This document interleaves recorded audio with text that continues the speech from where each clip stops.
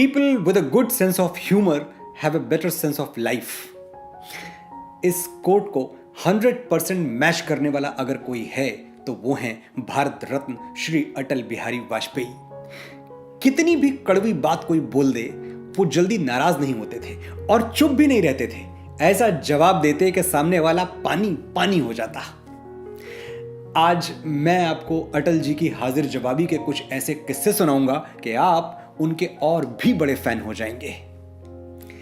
16 मार्च 1999 अटल जी देश के प्रधानमंत्री थे। उन्होंने भारत और पाकिस्तान के रिश्ते सुधारने के लिए दोनों देशों के बीच बस सेवा शुरू की। पंडित जी खुद बस में सवार होकर अमृतसर से लाहौर गए। वहां गवर्नर हाउस में उन्होंने ऐसा ओजस्वी भाषण दिया कि पाकिस्तान के राजनेता भी देर तक तालियां बजाते रहे। भाषण के बाद एक दिलचस्प वाकया हुआ।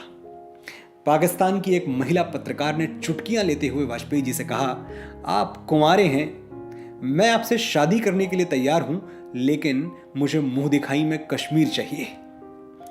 कोई और होता तो इस प्रस्ताव को टाल जाता, लेकिन पंडित जी और उनकी हाजिर जवाबी, वो हंस के बोले, मैं भी शादी के लिए तैयार हूं, लेकिन मुझे दहेज में पूरा पाकिस्तान चाहिए, दे पाएंगी आप? महिला पत्रकार सन्न रह गई और वाजपेयी जी अगले सवाल की तरफ बढ़ गए। वाजपेयी जी बड़ी सच्चाई के साथ जीते थे और राजनीति में यह गुण नहीं अवगुण है। वो निडर थे, जो है वो है, कुछ छुपाते नहीं थे।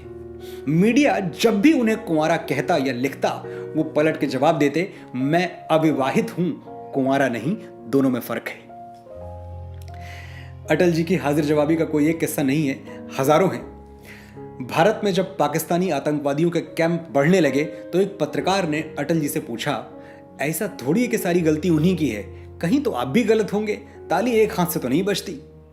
वाजपेयी जी बोले, ताली एक हाथ से नहीं बजती, चुटकी तो बज सकती है, तो पाकिस्तान चुटकी बजा रहा है। बात सच भी है, पाकिस्तान ने हमेशा चुटकी ही बजाई है। कभी इंसर्जेंसी, कभी आतंकवाद, हमसे खुल के दो दो हाथ करने की हिम्मत वो कभी जुटा नहीं पाए। एक और घटना याद आती है। पाकिस्तान के तत्कालीन प्रधानमंत्री ने एक बेहद आपत्तिजनक बयान दिया, कश्मीर के बिना पाकिस्तान अधूरा है। पलट के अटल जी का जवाब देश के हर अखबार में छपा, पाकिस्तान के बिना हिंदुस्तान अधूरा है। इशारा साफ था कि रहने के लिए दुनिया में कई खूबसूरत जगहें हैं, लेकिन अच्छा यही होगा कि औकात में रहो। 1996 के चुनावों में भारतीय जनता पार्टी देश के सबसे बड़े राजनीतिक दल के रूप में उभरी। वाजपेयी जी का नाम प्रधानमंत्री पद के लिए प्रस्तावित किया गया। उसी रात एक प्रेस कॉन्फ्रेंस हुई, जहां एक पत्रकार उनसे पूछ बैठा, अटल जी, आज रात आप पाकिस्तान के प्रधानमंत्री बेनजीर भुट्टो को क्या संदेश देना चाहेंगे?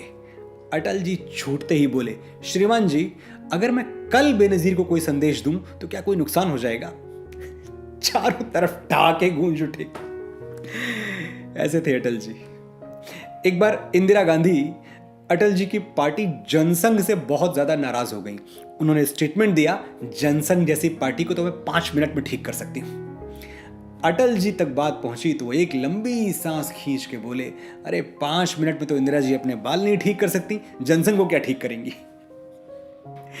एक और महिला राजनेता का किस्सा याद आया, ममता बनर्जी। ममता जी अटल जी की सरकार में रेल मंत्री हुआ करती थी। उनका गुस्सा तो हम सबको पता ही है। अभी कुछ दिनों पहले प्रधानमंत्री श्री मोदी के सामने कोलकाता में हजारों की भीड़ में उनका जो गुस्सा फटा, वो हम सबने टीवी पर देखा। दीदी के यही तेवर अटल जी के जमाने में भी थे। बात बात पर नाराज हो जाया करती थी। फ्लाइंग ऑफ द हैंडल वाला जो मुहावरा है, एकदम फिट बैठता है उन पे। एक बार बात हद से ज्यादा बिगड़ गई। अटल जी देश के प्रधानमंत्री थे, लेकिन एक महिला राजनेता के लिए उनका सम्मान देखिए। खुद जा पहुंचे ममता जी के घर कोलकाता उन्हें मनाने। संयोग से ममता जी कोलकाता में थी नहीं। वाजपेयी जी उनकी माता जी से मिले और बोले, माता जी, आपकी बेटी बहुत शरारती है, बहुत ज्यादा तंग करती है। कुछ दिनों बाद जब ममता जी लौटी तो उनकी माता जी ने वाजपेयी जी की कही हुई बात अक्षरशः दोहरा दी, आपकी बेटी बहुत ज्यादा तंग करती है, बहुत शरारती है। हिमालय जैसे महान एक व्यक्तित्व से ऐसी सरलता की उम्मीद ममता जी ने कभी नहीं की थी। वो पिघल गईं और उसी पल उनका पूरा गुस्सा हवा हो गया। एक बार उनके मुखर विरोधी रामविलास पासवान जी ने कहा, बीजेपी बहुत राम की बातें करती है पर उनमें कोई राम है नहीं, मेरा तो नाम ही राम है, रामविलास। अटल जी ने मुस्कुराकर जवाब दिया, पासवान जी, हराम में भी राम ही होता है। सरदार खुशवंत सिंह, उन्होंने एक कॉलम में लिखा, अटल जी आदमी तो अच्छे हैं, बस एक बुराई है कि गलत पार्टी में है।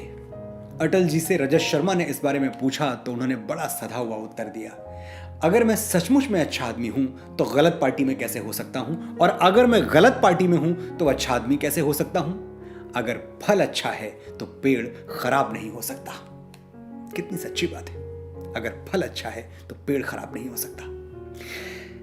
यह उन दिनों की बात है जब अटल जी अपनी पसंदीदा लोकसभा सीट लखनऊ से 3 बार चुनाव हार चुके थे, 1955, 57 और 62। फिर बहुत लंबे अंतराल के बाद वापस लखनऊ आए 91 में। मुझे याद है उन दिनों मैं 10वीं में पढ़ रहा था। सवेरे सवेरे घर पे अखबार आया तो पहले ही पन्ने पर अटल जी का भाषण छपा था। आप लोगों ने क्या सोचा था कि मुझसे पीछा छूट जाएगा? ये होने वाला है नहीं। उन्होंने सूरदास को कोट किया, मेरो मन अनत कहां सुख पावे, जैसे उड़ी जहाज को पंछी पुनि जहाज पे आवे। लखनऊ मेरा घर है और मेरा नाम अटल है, देखता हूं आप कब तक मुझे सांसद नहीं बनाते। ऐसे अपनेपन को लखनऊ वाले भला कैसे नकार सकते थे। अटल जी भारी बहुमत से जीते और जीवन के अंतिम चुनाव तक लगातार लखनऊ से जीतते रहे। अटल जी के जन्मदिन पर 25 दिसंबर को मैंने जो एपिसोड किया था वो मेरे चैनल पर सबसे ज्यादा देखे जाने वाले वीडियोस में से एक है। अगर आपने अब तक नहीं देखा तो लिंक नीचे दे रहा हूं, जरूर देखिए। उसी वीडियो में मैंने आपसे पूछा था कि क्या आप चाहते हैं कि मैं अटल जी पर पूरी सीरीज बनाऊं। हजारों कमेंट्स के साथ आपने हां बोला था। सीरीज शुरू हो चुकी है। ये मेरी जिम्मेदारी है कि मैं बहुत जल्द अटल जी पर अगला वीडियो लेकर आपके सामने आऊं, लेकिन तब तक आपकी भी एक जिम्मेदारी बनती है। इस वीडियो को शेयर करें, इतना शेयर करें कि आने वाली पीढ़ियों को अपने हीरोज 7 समंदर पार न खोजने पड़े। उन्हें मालूम होना चाहिए कि भारत की मिट्टी ने अटल पैदा किया था और पूरी दुनिया में अटल जैसा व्यक्तित्व, वैसी बुद्धिमत्ता, वैसी मेधा, वैसा आकर्षण और वैसा प्रभाव किसी और में नहीं। कई उपहार दिए हैं हमें प्रकृति ने, लेकिन एक उपहार है जो सब पे भारी है। ये अकेला देश है जिसके पास अटल बिहारी है। उन्हें 2 बातों पर हमेशा गर्व रहा, भारत भूमि में जन्म लेने पर और हिंदू होने पर। अटल जी अपना परिचय कुछ यूं दिया करते थे, मैं वीर पुत्र, मेरी जननी के जगती में जौहर अपार। अकबर के पुत्रों से पूछो, क्या याद उन्हें मीना बाजार, क्या याद उन्हें चित्तौड़ दुर्ग में जलने वाली आग प्रखर, जब हाय सहस्त्रों माताएं तिल तिल जलकर हो गईं अमर। वो बुझने वाली आग नहीं, रग रग में उसे समाये हूं। यदि कभी अचानक फूट पड़े विप्लव लेकर तो क्या विस्मय। हिंदू तनमन, हिंदू जीवन, रग रग हिंदू मेरा परिचय।